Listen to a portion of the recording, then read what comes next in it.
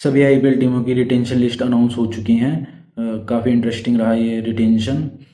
काफ़ी shocking shocking release भी सामने आए हैं। चलो तो एक बार देख लेते हैं सभी टीमों का एक एक करके क्या रहा।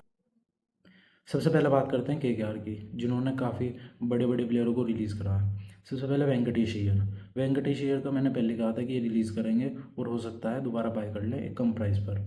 उसके बाद बात करें, मैंने कहा था कि एनरिक नोर्किया और स्पेंसर जॉनसन को ये रिलीज़ करेंगे और हो सकता है कि ये एक तगड़े फॉरन फास्ट बॉलर की तरफ जाएं जो जिसके पास अच्छा खासा एक्सपीरियंस हो, क्योंकि वैभव अरोड़ा और हर्षित राणा जैसे इंडियन फास्ट बॉलर इनके पास पहले से ही हैं। क्विंटन डिकॉक और रेमानुल्लाह गुरबाज, इन्होंने दोनों ही विकेट कीपर बैट्समैन को रिलीज़ कर दिया। मेरे हिसाब से रेमानुल्लाह गुरबाज को रख लेना चाहिए था। एक तो वो यंग है और पिछले साल भी उन्होंने अच्छा परफॉर्म करा और मिनी ऑक्शन है, तो अगर आप लेने भी जाएंगे तो मेरे हिसाब से बस एक जॉनी बेयरस्टो मेरे दिमाग में आता है कि विकेट कीपर बैट्समैन का ऑप्शन है उनके पास। बाकी तो मुझे नहीं लगता, फिर इंडियन ऑप्शंस की तरफ जाना पड़ेगा। उसके बाद बात करूँ तो आंद्रे रसल, जो सबसे बड़ा ब्लो था वो यही था कि आंद्रे रसल को रिलीज़ किया। आंद्रे रसल इतने सालों से अच्छा करते हुए आए। अब काफ़ी बात ये भी हो रही है कि पर्स बड़ा है तो कैमरन ग्रीन को ले लेंगे, लेकिन आपको एक फॉरन फास्ट बॉलर भी लेना है, आपको एक विकेट कीपर बैट्समैन भी लेना है, फिर आपको कैमरन ग्रीन भी लेना है, तो आप ले तो लोगे लेकिन कहीं ना कहीं तीन में से दो ही ले पाओगे। एक कहीं ना कहीं कॉम्प्रोमाइज़ करना पड़ेगा। आगे बात करते हैं सीएसके की। सीएसके ने तो पिछले साल ही इस सीज़न की तैयारी करना शुरू कर दिया था, जिसका काफ़ी अच्छा रिजल्ट दिखाई भी दे रहा है।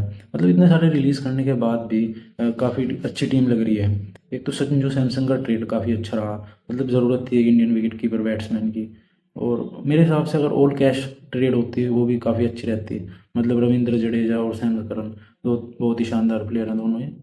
बात करूँ रिलीज प्लेयर की, तो मतीश पथिराना पिछले साल कंट्रोल में नहीं दिखाई दिए।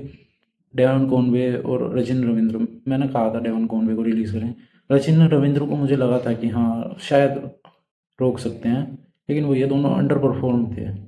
दीपक हुड्डा, विजय शंकर, राहुल त्रिपाठी, मैंने इनका भी कहा था कि इनको भी रिलीज़ करेंगे। बाकी काफ़ी अच्छी टीम है। बस आगे बात करते हैं एसआरएच की। तो एसआरएच की टीम पिछले साल भी काफ़ी स्ट्रॉन्ग थी, बस पिछले साल एसआरएच की बॉलिंग क्लिक नहीं कर पाई थी। तो इस साल भी एसआरएच लगभग सेम बैटिंग लाइनअप के साथ आएगी। जो भी चेंजेस हैं वो ज़्यादातर बॉलिंग लाइनअप में है। एक तो सबसे पहला मोहम्मद शमी का ट्रेड, उन्होंने मोहम्मद शमी को रिलीज़ कर दिया। फिर एडम जैम्पा, राहुल चहर, जो दोनों इनके स्पिनर थे, इन्हें भी रिलीज़ कर दिया। अभिनव मनोहर, जो कि मैंने कहा था इन्हें रिलीज़ करेंगे, वो कर दिया। और सिमरजीत सिंह का भी मैंने कहा था, वो इन्होंने रिलीज़ करे हैं। अगर बात करें एलएसजी की, तो एलएसजी पिछले साल दो चीज़ों से बहुत परेशान रही। एक तो इंजरीज और दूसरा ऋषभ पंत की फॉर्म। तो इस साल यही उम्मीद करेगी एलएसजी कि इंजरीज उनसे दूर रहें और ऋषभ पंत की फॉर्म उनके पास रहे। तो बात करूँ रिलीज प्लेयर की, तो डेविड मिलर लग ही रहा था मुझे कि उन्हें रिलीज़ करेंगे। आकाशदीप, वही है 8 करोड़ के हिसाब से महंगे लग रहे होंगे आकाशदीप एज अ T20 बॉलर। और वही है मोहम्मद शमी का ट्रेड, मतलब ट्रेड कर लिया था इन्होंने मोहम्मद शमी को एसआरएच से, तो वही है इनके पास एक इंडियन अच्छा फास्ट बॉलर हो गया था। रवि बिश्नोई, रवि बिश्नोई को ये रख सकते थे। वही है इन्हें दिग्वेश राठी, इनके पास एक लेग ही है पहले से, जो कि इन्हें ज़्यादा वैल्यू फॉर मनी लग रहा होगा, तो शायद इसी वजह से रवि बिश्नोई को रिलीज़ कर दिया। शमार जोसेफ, मैंने पहले ही कहा था कि इन्हें रिलीज़ कर सकते हैं क्योंकि ये रील में ही फीचर हो रहे थे बस। आगे बात करें डीसी की, तो डीसी पिछले साल भी काफ़ी एक स्ट्रॉन्ग टीम थी। इस साल भी ज़्यादा छेड़छाड़ की ज़रूरत नहीं थी। नीतीश राणा टीम में ऐड हुए हैं, जो कि काफ़ी अच्छी बात है। रिलीज प्लेयर की बात करूं तो फैफ डुप्लेसिस रिलीज़ कर दिया है। 41 ईयर ऑफ एज, वही है, फिटनेस तो काफ़ी अच्छी है, परफॉर्म भी कर रहे हैं on on the field, fielding देख लो, स्टिल रिलीज़ कर दिया, कुछ कह नहीं सकते। जेक फेजर मैकर वही पर अंडर परफॉर्म, 8 करोड़। मोहित शर्मा, मोहित शर्मा को रिलीज। आगे बात करें आरआर की, तो आरआर सैमसंग के जाने के बाद भी काफ़ी अच्छी लग रही है, क्योंकि पिछले साल उनकी प्रॉब्लम्स थी ऑलराउंडर, जो कि इस साल सोल्व हो गई है, क्योंकि उन्हें दो काफ़ी अच्छे ऑलराउंडर रविंद्र जडेजा और सैम करन ट्रेड में मिल गए हैं, और उन्होंने फरेरा को भी वापस ट्रेड कर लिया है। फरेरा एक पहले राजस्थान में थे, फिर दिल्ली में गए, और अब वापस राजस्थान ने उन्हें ट्रेड कर लिया है, तो काफ़ी अच्छी टीम है। बाकी रिलीज प्लेयर की बात करूं तो महेश तीक्ष्णा, वनिंदु हसरंगा, मैंने पहले कहा था मैं कि दोनों को रिलीज़ करेंगे, कम से कम एक को करेंगे, दोनों को ही कर दिया। फजल उक फारूकी, उन्हें भी रिलीज़ कर दिया। कुमार कार्तिक के, आकाश मधवाल अच्छे इंडियन ऑप्शंस थे, स्टिल रिलीज़ कर दिया। रख भी सकते थे। आगे बात करें आरसीबी की, तो भाई पिछले साल ही तो जीती है इसी स्कोर के साथ, तो ज़्यादा छेड़छाड़ क्यों करें। तो ये ज़्यादा छेड़छाड़ नहीं करी है, बस कुछ प्लेयरों को रिलीज़ करा है। Liam Livingstone underperform, Lungi Ngidi underperform, Manoj Bhandage, Mayank Agarwal, Mohit Rathee, Swastik Chikara, इनको रिलीज़ किया है।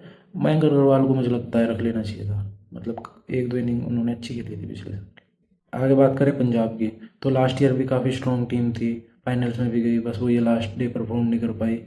पिछले पूरे साल अच्छा परफॉर्म किया, तो ज़्यादा चेंजेस की भी ज़रूरत नहीं थी। रिलीज प्लेयर ग्लेन मैक्सवेल, वो ये अंडर परफॉर्म, एरन हार्डी, जोश इंग्लिश ने यार अच्छा परफॉर्म किया था, 1-2 इनिंग बहुत काफ़ी इम्पैक्टफुल खेली थी, इन्हें रख सकते थे। कुलदीप सेन, प्रवीण दुबे, ये कुछ रिलीज प्लेयर। आखिर में बात करते हैं एमआई की, तो एमआई मैनेजमेंट ने सारी खरीदारी तो ट्रेड के थ्रू ही कर ली है। मतलब शार्दुल ठाकुर को उन्होंने ले लिया, शर्फेन रदरफोर्ड को उन्होंने ले लिया, मयंक मार्कंडे को उन्होंने ले लिया। मतलब अब ऑक्शन में करेंगे क्या, ये सिर्फ चाय पीने जाएंगे। और कुछ रिलीज प्लेयर की बात करूं तो Bevon Jacobs, Satyanarayana Raju, Reece Topley, Sreejith, Karan Sharma, Mujeebur Rahman, Lizaad Williams, Vignesh Puthur, इन कुछ प्लेयर को रिलीज़ कर दिया है। मुझे लग रहा है विग्नेश पुथुर को तो वो रखते, मतलब इतना पिछले साल ट्रस्ट करा था, खिलाया था। हो सकता है कि विग्नेश पुथुर ने सोचा हो कि ऑक्शन में जाएंगे तो उन्हें ज़्यादा पैसे मिल सकते हैं, ऐसा हो सकता है, बाकी तो मुझे नहीं लगता।